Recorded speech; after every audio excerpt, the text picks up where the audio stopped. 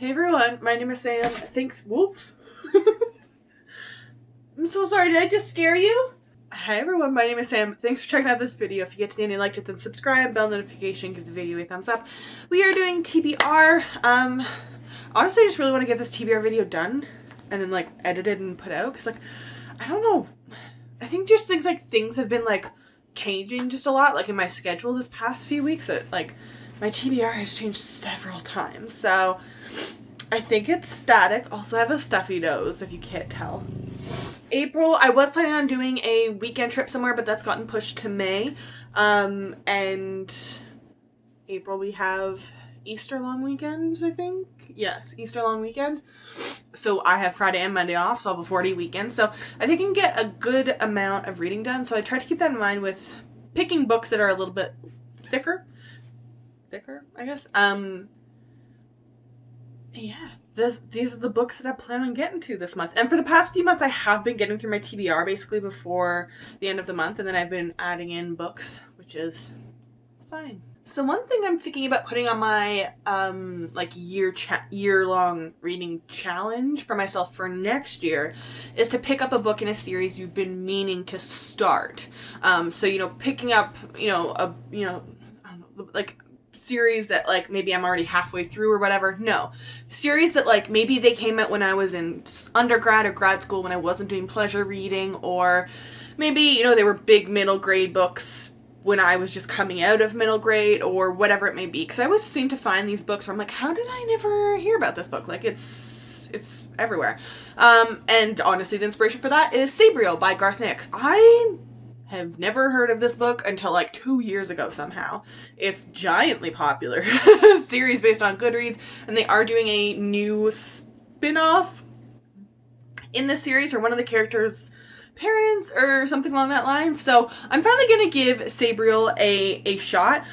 The covers of the original covers look very dated, but they've done a recovering, and I think that's what's making me like try it, because if you really like it, there's some nice covers that you can get. And there's Australian. I think the UK ones are different than the Australian ones, and I think the US ones are also different from all of them. So I am very curious. Sent to a boarding school in Celestier as a young child, Sabriel has had little experience with the random power of free magic,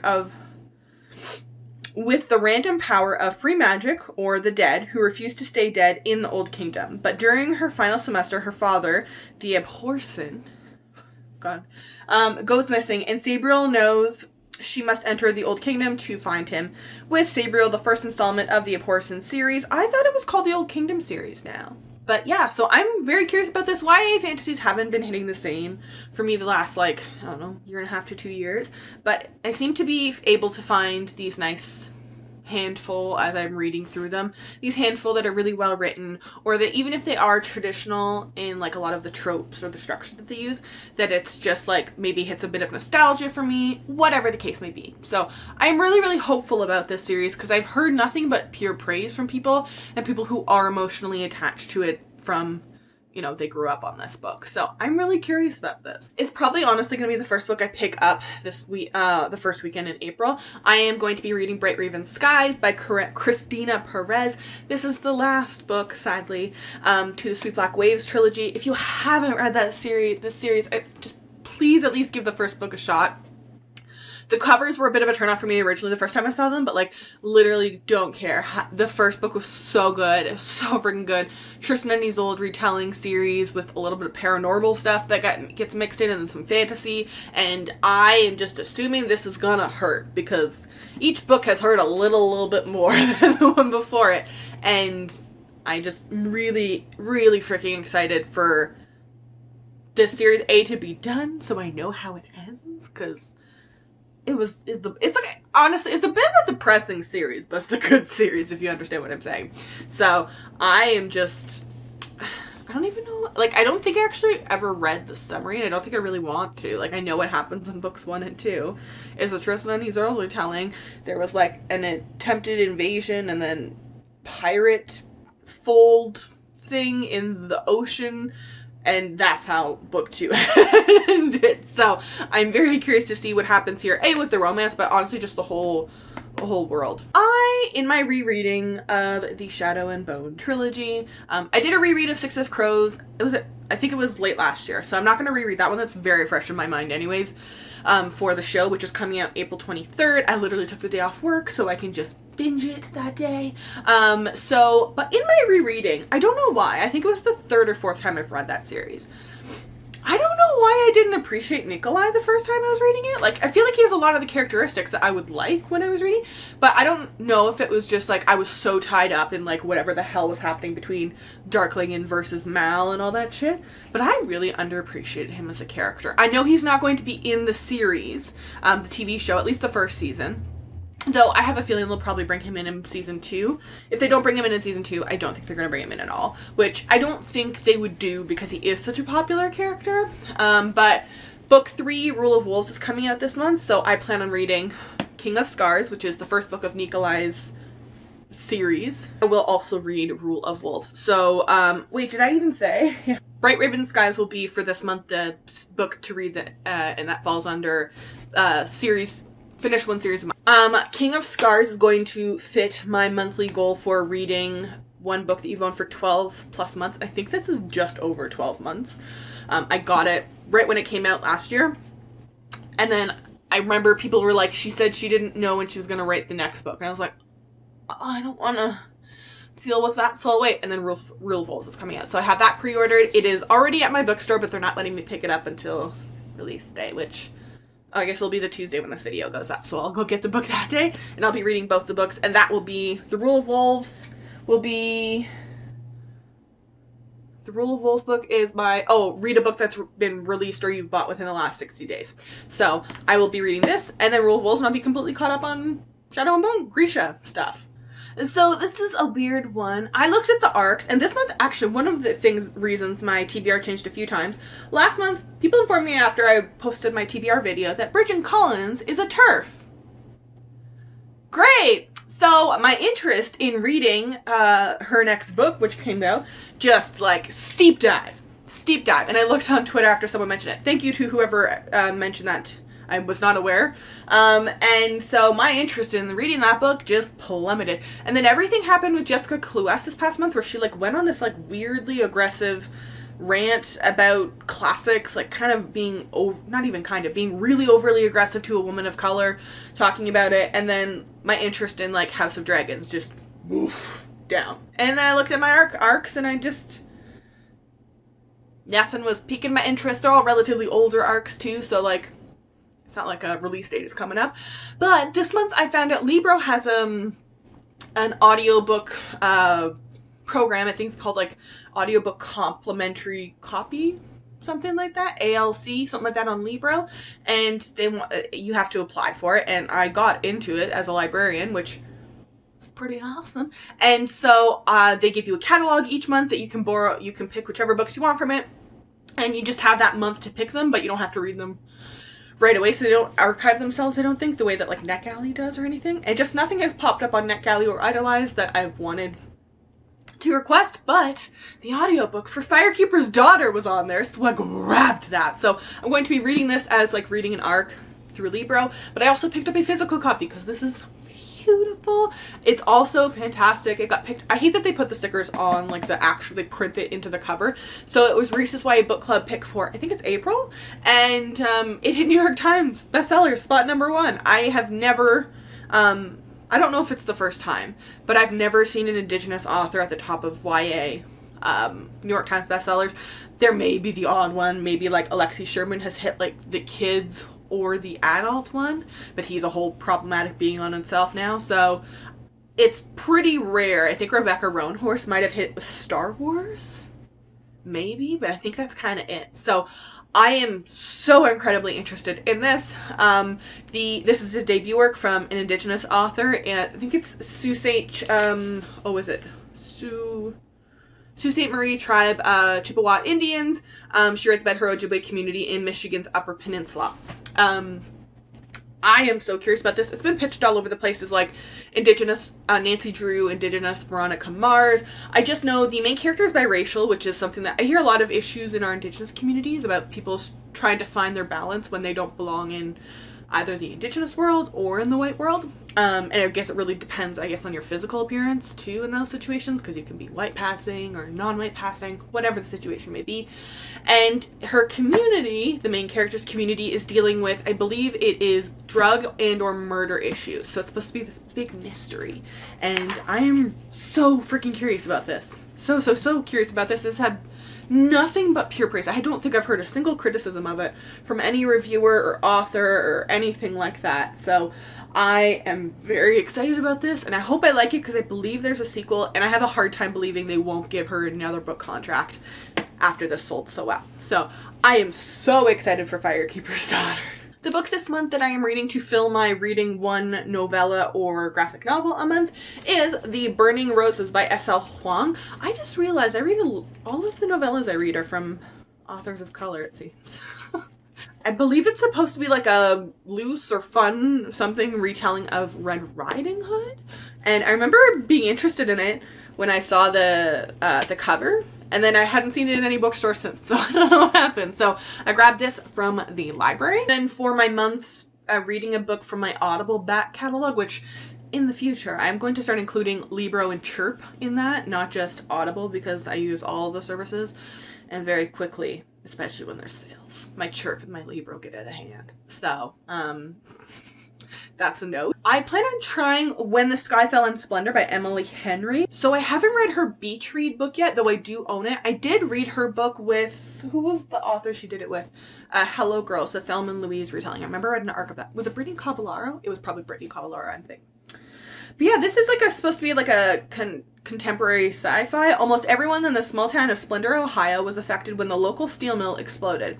If you weren't a casualty of the accident itself, chances is your loved ones were. That's the case for 17-year-old Franny, who 5 years after the explosion still has to stand by and do nothing as her friend's brother lies in a coma. In the wake of the tragedy, Fran found solace in a group of friends whose experience mirrored their own. The group calls themselves The Ordinary, and they spend their free time investigating local ghost stories and legends, filming their exploits for their small following of YouTube fans. It's silly and fun, and it keeps them from the dwelling on the sadness that is surrounding them, until one evening, potential alien invasion. It sounds fun. It's, you know, like I said, why it hasn't been my jam, but this sounds like the concept of like true crime and like aliens and supernatural stuff. That is general interest to me, and I know that I at least find the writer's writing palatable because I have read Hello Girls,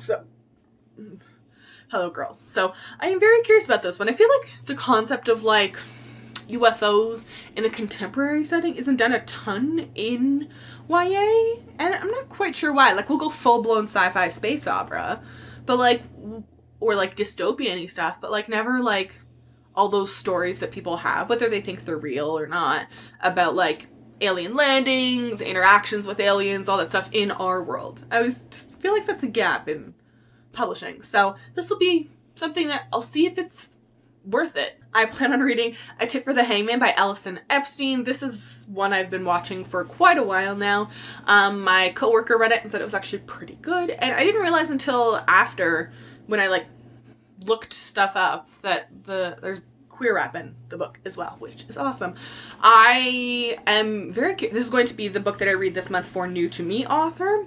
I've heard just only a few people I know have read it, but everyone has been really positive about it. But it is Christopher Marlowe, and he gets approached by the queen or her court or something like that to be like an assassin essentially, or like a secret keeper or spy, something like that, in her court, which, if you know anything about the era, could be messy and very deadly. So I'm very curious to see how that's going to play out. I also plan on picking up The Gilded Ones by Namina Forna, I believe it is. I am so curious about this. This was like, I feel like the publishers were really banking on this one. It did hit New York Times. I feel like the publishers really banking on this one being like the next A Children of Blood and Bone, because it was originally supposed to come out like right when the pandemic hit, or like shortly thereafter in like the summer, and I think they still gave out arcs in like the Fairy Loot box or something like that, but then they waited like a full year to put it out. I think trying to see if they could have like a proper in-person promo tour, because they were really banking on this doing well. And everyone I know who has read it has really enjoyed it. So I'm really, really curious about this book. So I remember when this book like originally like got like, I think it was the cover reveal with the summary and everything like that. It made me think a little bit of like, not because everything that a Black author comes out with has to be Black Panther related, but it made me think of, I can't remember her name right now. Is it Suki? Is the Black Panther's sister? I haven't read the comics, so I'm trying to remember off of the movie. It makes me think of like his sister mixed with Kingdom of Souls by Rena Barron. So I'm very curious about, oh, maybe it's a little bit, it sounds, what was that other one that I just read? Where Ray Bearer. It sounds kind of like a mixture of all of these things. And I think it's supposed to be steeped, I'm pretty sure it's West African folklore. But the main character is like it's like a blood test or something like that you, I think it's like the age of maturity, it's probably 16 or something like that. You get like a blood test, and as long as your blood is red, like you're part of your village community. And the main character's blood is gold, and that's normally like the village would like, you're done, your life is over. And then someone offers to take, like, you can stay here and like let your village kill you, or you can come join like a bunch of female warriors and fight for like, I don't know if it's the king or whatever the situation may be. It's a very interesting concept, and the cover is really interesting. It looks like she's in like some sort of like war regalia or something like that. So I am beyond curious about this, and again, heard pure positive, like tons of really, really positive reviews. I think it's Indigo's book of the month for YA in April as well. So, or maybe it's March? Yeah, in March. Oh, I should probably go grab it before it's gone. Oh, well, it's on sale. I am then going to also be picking up Empire of Sands by Kasia Suri. I have owned this book for a couple years, and I think my friend Muriel gifted it to me for Christmas like 2 or 3 Christmases ago. So the world, I think it's set like in like desert terrain. But the main character is the daughter of, I think it's like an illegitimate daughter, but her mother is part of these like, the way that it was just in the description made me think of the Romani a little bit. They have magic, and they're like outcasts of this society, and her father is a part of the like establishment that is making them outcasts, and her mother is one of the outcasts. So she is the illegitimate daughter, and she's going to inherit a tricky situation, as well as the magic from her mother, which can manipulate the dreams of gods to alter the shape of the world. When her powers come to the attention of the Emperor's most feared mystics, she must use every ounce of will, subtlety, and power she possesses to resist their cruel agenda, and should she fail, the gods themselves may be awakening to seek vengeance. So, that never sounds good. And this book and The Gilded Ones and my next book are going to be my 3 making sure that I read at least 3 BIPOC and LGBTQ+ authors, in addition to my regular thing. No overlapping between categories. And then I plan on picking up The Rise of Kyoshi by F.C. Lee. I have started and stopped watching the Avatar The Last Airbender animated stuff. I got so excited when they finally, I watched it like in parts growing up because my brothers were obsessed with it and we lived in the same household. So like, I remember through osmosis, and I remember seeing the original, like, Avatar movie when it came out and being like, with, like, M. Night Shyamalan, being like, this is okay, and then, like, but not knowing what the actual, like, original content it was being a remake of, and then I started watching it, and I was like, wow, that was a really bad remake. And then Netflix was like, we'll do a proper adaptation. And then a few months later, the creators were like, ah, Netflix lied. And so now I have every faith that Netflix is going to try and Riverdale Avatar, which is just not something I can support. So I'm going to revert back to the books while I keep working my way little by little through the animated series. So this is The Rise of Kyoshi. I know that there's a sequel to this out already, and I think the author has the 3rd book is supposed to come out in 2021. I'm 99% sure. And honestly, because I'm scared of spoilers, I haven't really totally read the summary in case I haven't gotten there yet in the animated TV show, you know? So I could be totally wrong and whatever, but I'm gonna start reading this. In the TBR and Beyond group, last month we read From Blood and Ashes, and then this is the sequel to it. We're reading it in April, and then in May we are reading the 3rd book. The 3rd book comes out at the mid or end of April. Okay, I have almost bought this book like 15 times, but it's an adult sci-fi, so in Canada it's kind of expensive. So I don't currently own it, but Lord knows if I'm going to the bookstore to buy the Gilded Ones and it is on my bookstore shelf, I may end up self-manipulating myself into buying it. So who knows? But Winter's Orbit by Everina Maxwell. While the Iska Empire has long dominated the system through treaties and political alliances, several planets, including Te, have begun to chaffe under their rule. When tragedy befalls Imperial Prince Tam, I remember this is why, when I was reading the summary, I was like, oh, I'm going to have to listen to the audiobook with these names. Basically, crazy batshit powerful empire is fucking shit up and making it difficult for everyone else. So there's an arranged marriage. And, what is it? I think the arranged marriage is between someone and then this widow, and then it finds out that the widow's spouse that was killed or something like that may not have died by accident. And it's a very politically turbulent time in space, as it always seems to be, because let's be real, we're not fucking up this planet and then going to space and just gonna be good human beings now, right? So I think it's supposed to be gay. So I don't know if the main character's gay or side characters, whatever it may be. I'm interested, so we're gonna give it a shot. I am then going to be picking up a Bond Undone by Jin Young. This is the sequel to A Hero Born, which is, in English, it's the Legends of Condor Heroes series. This one, the first one was translated by Anna Underwood. This one is translated by Gigi Chang. So I'm hoping it's just as good. And I think the third book, both Anna Underwood and Gigi work on it together. So I'm cautiously hopeful, optimistic. And I'm just trying to get caught up because I think book 4's translation comes out in August, I believe. So hopefully I'll be caught up by then. I cannot in any capacity regurgitate what happens in the first book. Just read it. It's like a big epic fantasy that was originally written in, I think it was Cantonese. I could be wrong. It could have been Mandarin. I can't totally 100% remember. But it's originally Chinese lit, and the first translation was really well done. So this is the next book. I then plan on reading Last Night at the Telegraph Club by Melinda Lowe. And I tell you, I have been waiting forever for this book to come out. I think I found out about it, it's gotta be almost 3 years ago now. It was just on Goodreads. I've never read Melinda Lowe's other stuff, I don't think, but it was just always there, and it's set during the 1920s or 20s or 70s. These books are all starting to blend together. I think it's the 70s. I want to say the 70s, but I believe it's an Asian main character, and she's eventually gets into a lesbian relationship in a time period when it's not super acceptable. So, and I think there's a speakeasy involved. Maybe that's what's confusing me, because maybe it is the 1920s if there is prohibition. It's set sometime in the 1900s, and it's supposed to be gay. So, high hopes for it. I impulse bought this last year because honestly, the word library is in it. I am really that simple of a being.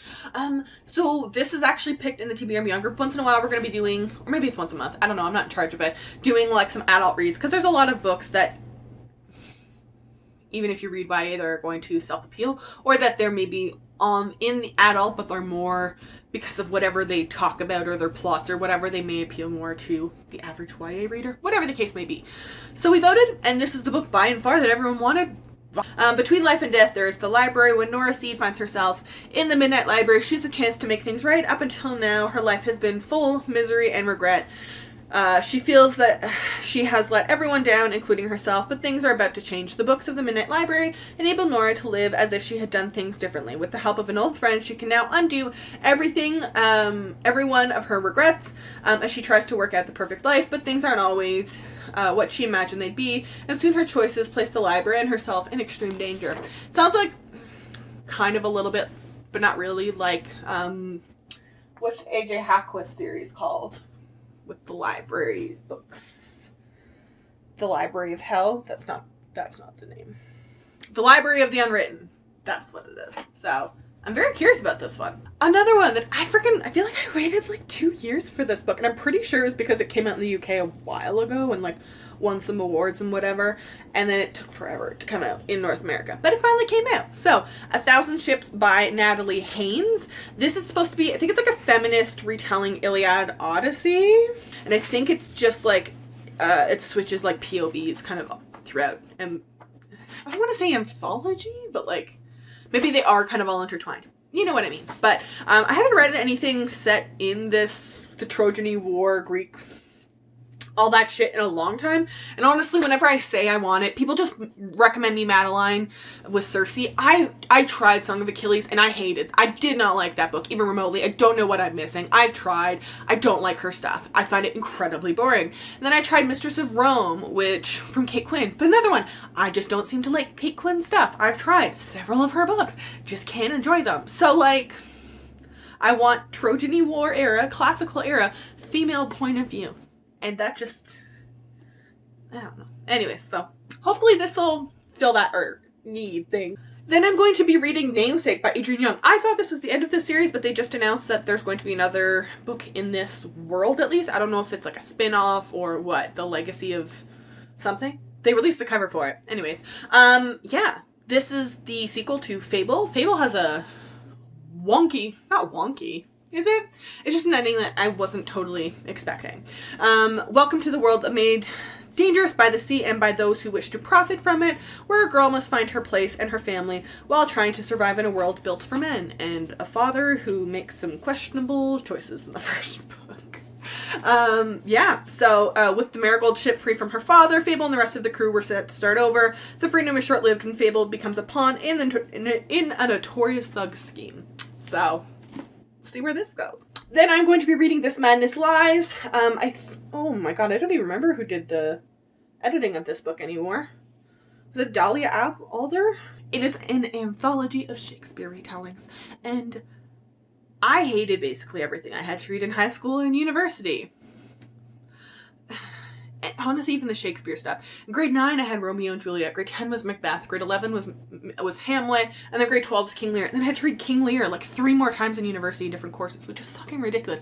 They were all depressing as shit. Just so depressing. Romeo and Juliet I can enjoy. And then I took in a random elective course in university, and that's when I finally got to find out that William Shakespeare wrote comedies too. And I'm like, y'all couldn't have broken up all this death shit with some, like, Midsummer Night's Dream. And then I saw Much Ado About Nothing with, like, half of the cast of Harry Potter and Keanu Reeves and Denzel Washington. And I love that now. So, The Taming of the Shrew is also wildly misogynistic, but very funny.